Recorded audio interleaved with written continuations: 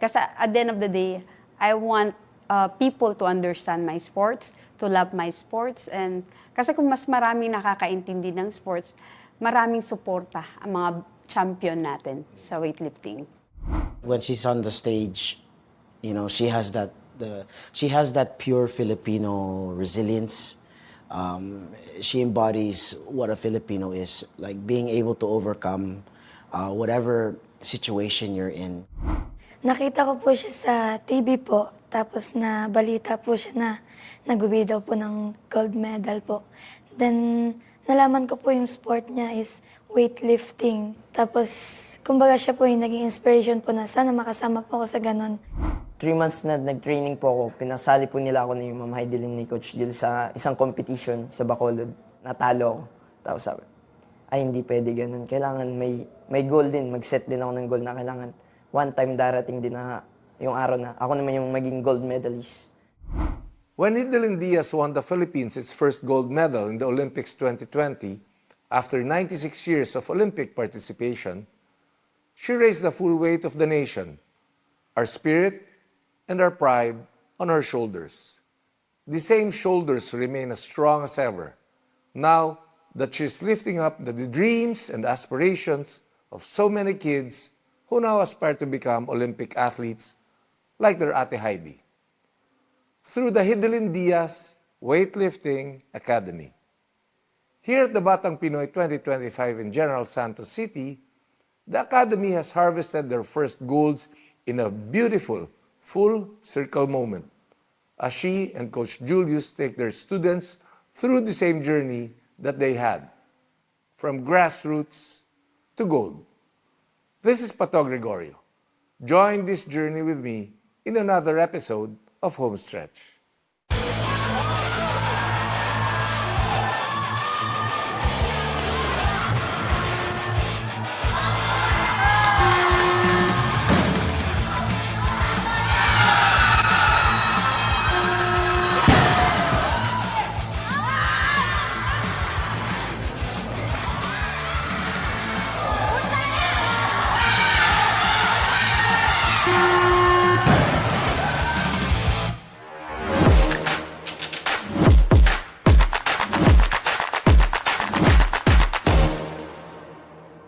Well, weightlifting has become more than just a sport in the Philippines.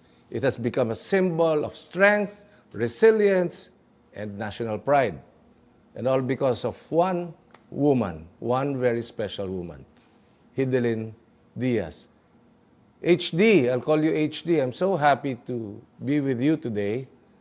And of course, with Coach Julius. So welcome to Homestretch, guys. HD. 96 years, no gold in the Olympics. We joined the Olympics 1924. We joined the Olympics in Paris 1924. Tapos 1996, hanggang magwa 100 years na. Walang gold, puro silver, puro bronze, until Tokyo in 2020. Anong naramdaman mo noon? Meaning, kaligayahan or regalo sa bayan? First, I praise God. Kasi pandemic nung time na yon. Then, before kasi ng Olympics, I pray to God na please use me to give inspiration sa mga Pilipino during pandemic. And my win is giving inspiration to the Filipinos. And yeah. I'm thankful for everything and for the team as well. Yes. And, you know, when you won, and we were all watching, kasi pandemic nga, mahirap pumunta sa Tokyo, it's not really open. So nung nanalo ka, millions of Filipinos, hundreds and millions of Filipinos, nanonood lang kami sa TV, di ba? Pero pupusta ko, 110 million Filipinos na umiiyak yon, di ba? And there was one guy, when you won, there was one guy running towards you. May isang tao ron patakbo sa stage And that's Coach Julius. What was in your mind when you saw HD winning the gold? I was very shocked. Yeah.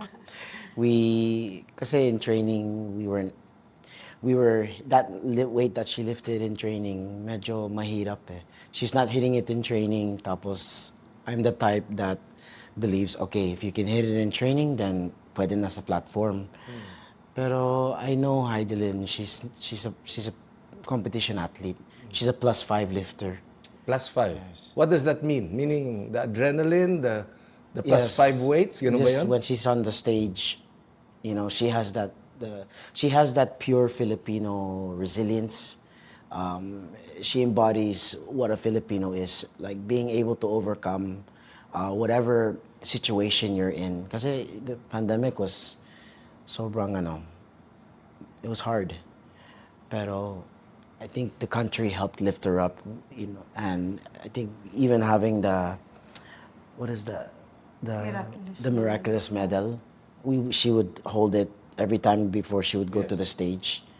And I think it's the prayers of the people and the Filipino people, and it's just we didn't expect it. So it was beautiful. Every time I get a chance to talk about you and to talk about the first gold of the Philippines in the Olympics, I tell them, it took Hidilyn 4 Olympic cycles, di ba? Kwento mo ngayon, Hidilyn, yung 4 Olympic cycles means 16 years. Yeah, 16 years. So, first Olympics ko, 2008.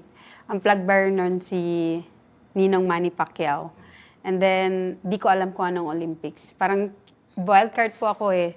So, they just get me, oh, you competing in Olympics, then they just put my names, then I sign. Then pumunta ako doon, sabi ko, ano to? Then that's like How old were you then? 17. 17. So parang bang, ano itong to? pinuntahan Yes ko? po. Siguro akala mo Batang Pinoy. Siguro.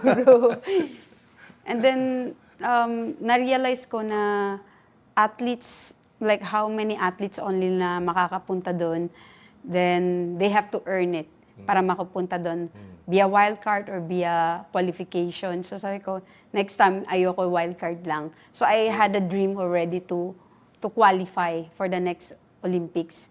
So, ayun, work hard. Then So 20, ano yun? 2008. 2008, 2012, where was 2012? In London In po. London? Yes po. Nag-finish naman. Nag-finish ka?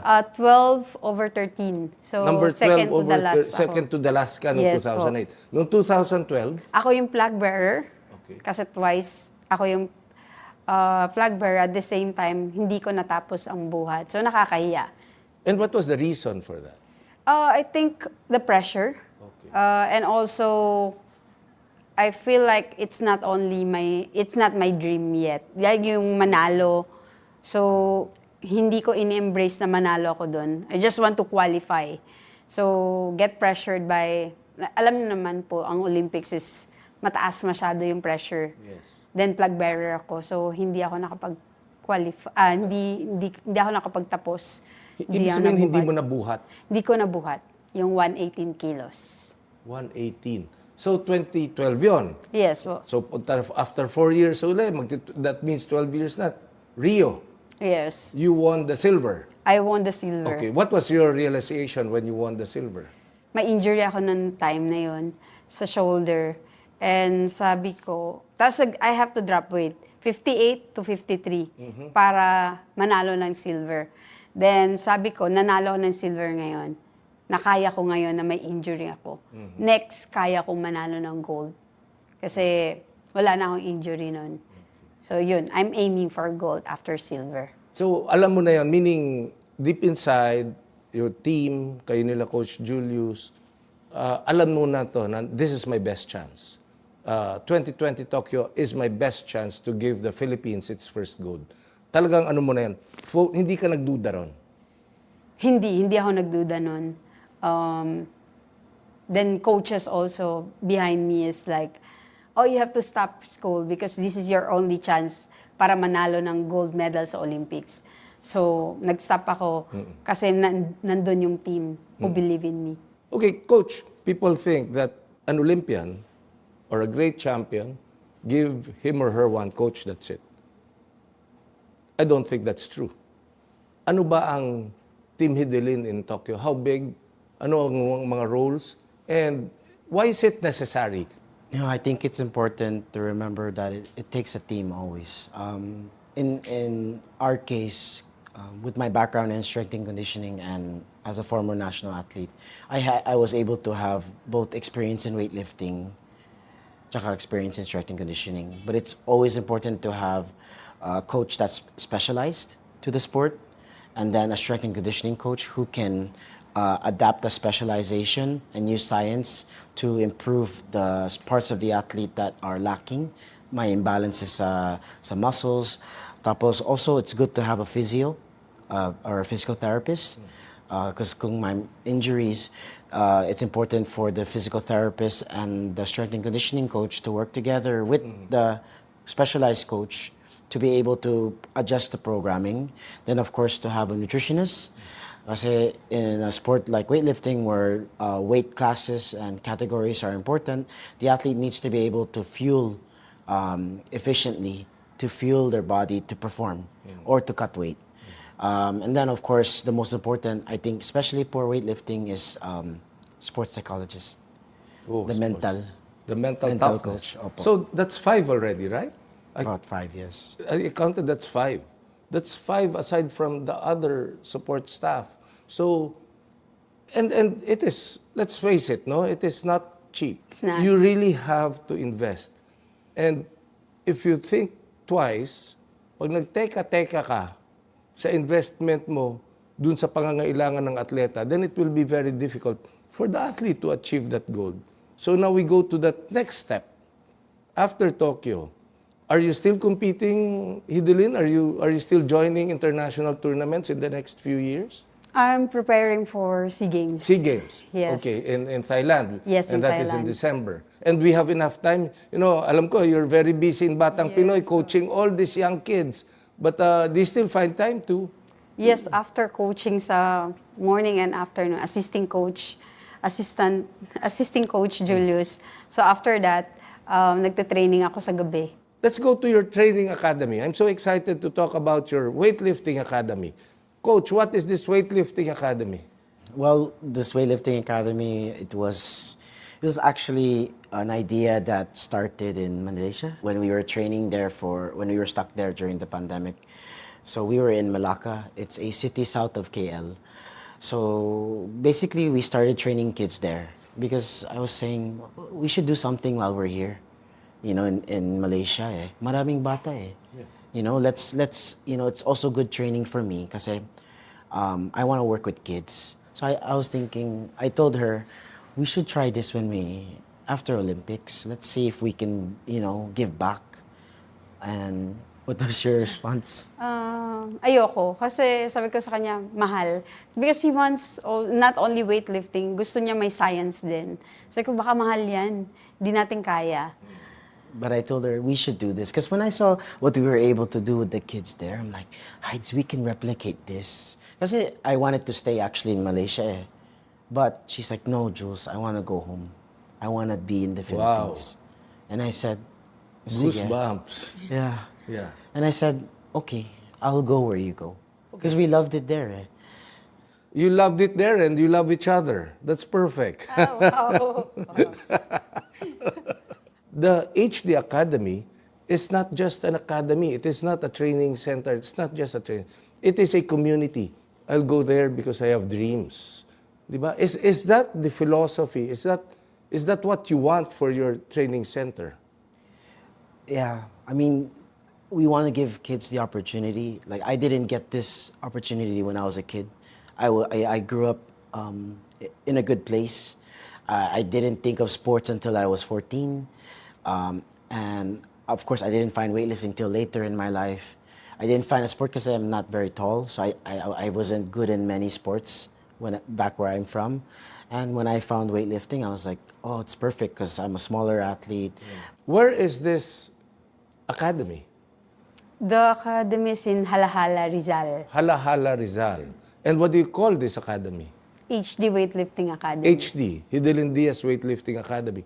Do you have enough kids in Halahala? Marami bang batang gustong mag-weightlifting sa Halahala? Meaning, I think so. Because we're already almost 50 athletes. 50. Yes po. All from Rizal. Most are from Rizal. We have 2 from Bulacan. But how did they discover? Nakita lang nila? Well, one of my athletes is a coach in Bulacan. And Walang equipment doon. they don't have equipment. You have 50 50 young boys and girls. Almost, yeah. Almost 50 po. Anong edad? 7 to 19 years old. 7 to 19 years old. And they study there, they live there. You live there. You see them how many times a week? 6 days a week. 6 days a week.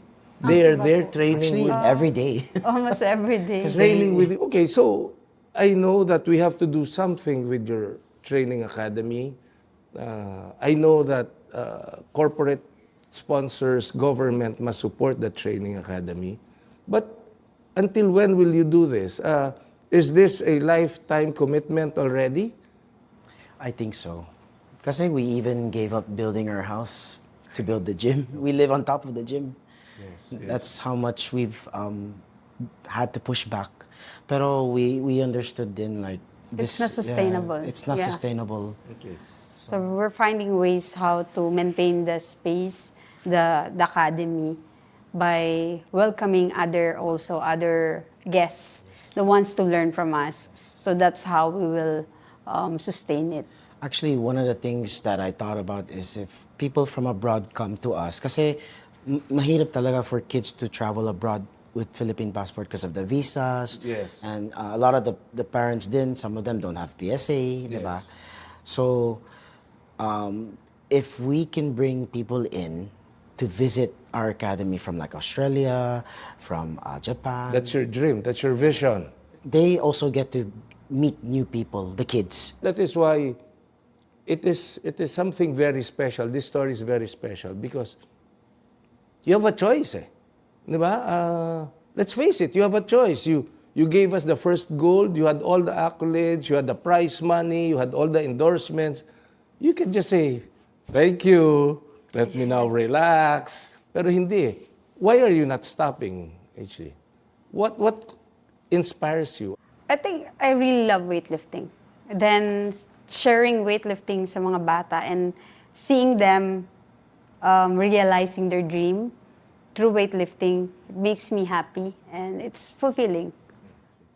Let's talk about HD, the teacher, the professor in the University of the Philippines. Magtuturo po ako doon ng once a week ng weightlifting. Kasi yun yung gusto ko eh, is to spread the sports. That's why I'm there. And also for me to learn as well kung paano yung curriculum.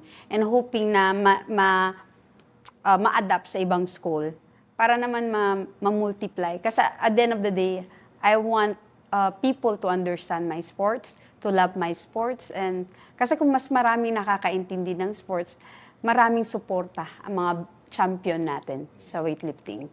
Tuloy-tuloy na yan eh, di ba? And the movement na nga siya eh. So yun yung importante, yung beyond the medals, di ba? Yung anong paninindigan mo after that gold medal. Ang destiny ninyong pareho is to continue, di ba? And you want to see the next Hidilyn, the next Hidilyn. And who knows? And ako, I support that. How do we want to grow the Hidilyn Diaz Weightlifting Academy? How do we make develop more champions? Like this promising young man, Ian De Los Santos. I was told he's a record holder now. Junior world record holder. Yes. At the age of 19, 20. So how do we push this? I think one of the things, for me, one of the things we've discussed is doing satellites of the academy. So meaning the programming and then also mentoring of coaches. Because I think that's important. We need to train the coaches or the teachers to be able to implement the program and how to teach it. And then also give these kids the ability to train so that they have the goal to come train it in Halahala. It's like our place is the place where you get that elite kind of training vibe, so that these kids, and then we can spread that out to different provinces, HT Weightlifting Academy, I don't know, Bulacan or stuff, and then we have to work together with the LGU. Sana they can give support, and because even the name alone will attract kids anyways. Definitely. Your final words, HD, ano ang mensahe sa lahat ng kababayan natin, mensahe sa lahat ng kabataan natin, lalo na yung mga lumalaking puro na sa cellphone lang? First, I want to encourage sa mga student athlete to join weightlifting. Kasi nasa palarong pambansa na. And then, yung parents din. Kasi gusto kong sabihin ng weightlifting, hindi lang sila maging Olympic gold medalist, pwede din sila maging national athlete, at pwede din sila maging student athlete sa college. Kasi soon, meron ng weightlifting sa NCAA and UAAP. So, mas magkakaroon ng direksyon ang anak nila sa buhay dahil makapag-aral sila sa magandang eskwelahan. Thank you, thank you. Thank you so much, Thank you Chairman. guys. Thank you. Thank you.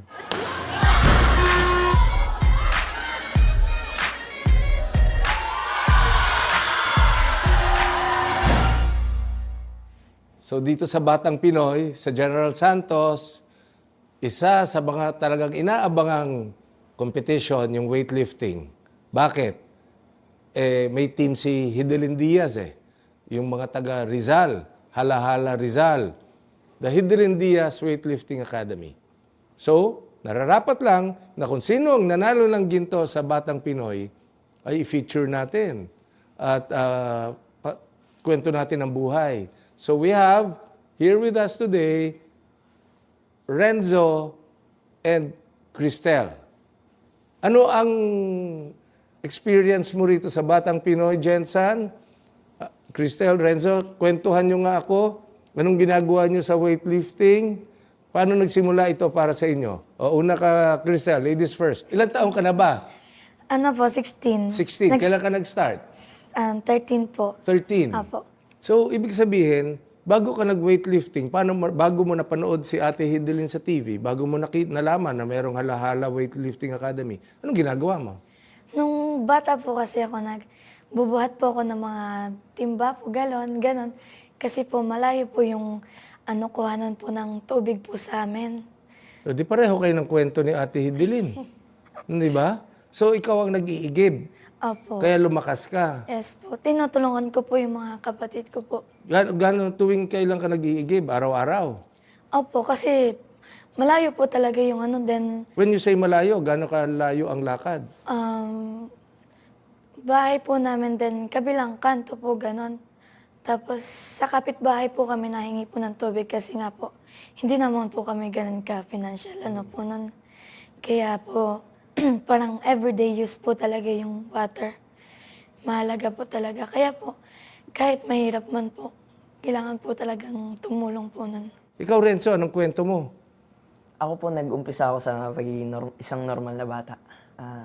Di ko naman po expected na makakasali ako sa weightlifting kasi addict lang sa mobile phone lang dati. Mobile Legend. Yes. Ayan sinasabi ko Pero one time po parang nagkatuwaan po kami ng kaibigan ko din na sumali dun. Then, 3 months na nag-training po ako, pinasali po nila ako ni Ma'am Hidilyn ni Coach Julius sa isang competition sa Bacolod, which is a national game po. Then, parang napil ko po na nanghihina ako sa ibang mga atleta, then natalo ako. Tapos sabi, ay hindi pwede ganun. Kailangan may goal din, mag-set din ako ng goal na kailangan one time darating din na yung araw na ako naman yung maging gold medalist. So, yun po. So, gold medalist ka sa anong weight? Sa 65 category. Gano'ng kabigat yung binuhat mo?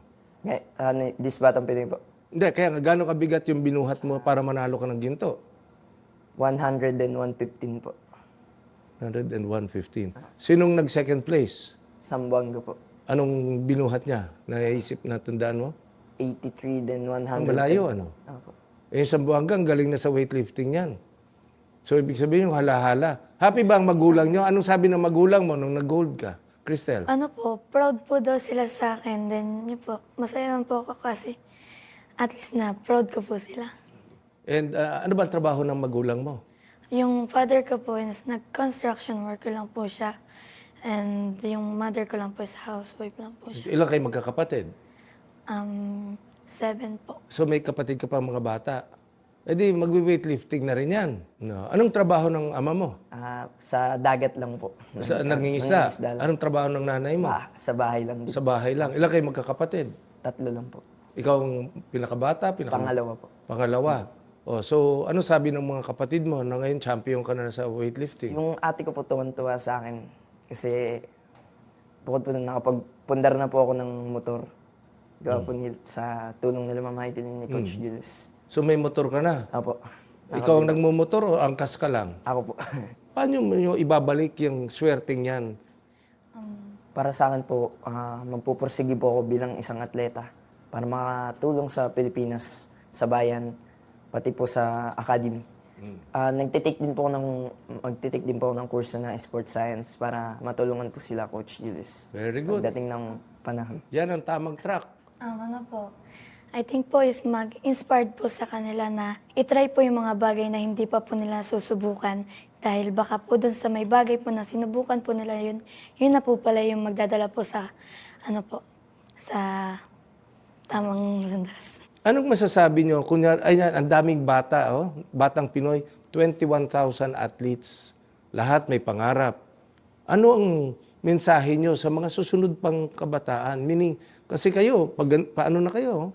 Nananalo na kayo eh. Para sa akin po is parang okay lang pong matalo. Basta ginawa mo man po yung best mo.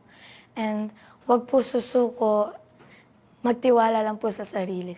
Huwag susuko, magtiwala sa sarili. Ikaw, Renzo? Sa akin po, yung madami pong bata na hindi nadidiskubre. Yung madami pong opportunity, kaso wala pong kakayanan. Pero para sa akin po, kung yun talaga para sa'yo, gawin mo. Huwag kang matatakot sumubok. Walang masamang sumubok. Libre naman mangarap, di ba? Siyempre. Okay, mabuhay kayo. Thank you po. Thank you po. From grassroots to gold, from gold to greatness, Hidilyn Diaz fully embodies the current campaign of the Philippine Sports Commission. She honed her potential from grassroots programs like the Batang Pinoy all the way to the Olympics.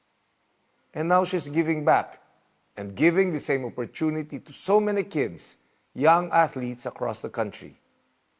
Greatness is not just about gold. It is about legacy. This is the true heroism of sports. Finding our courage, staying grounded in the work, and drawing deeply from the heart for every fight.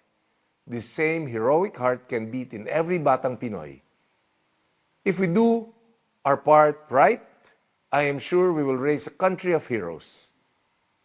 This is Pató Gregorio, and this has been another episode of Homestretch.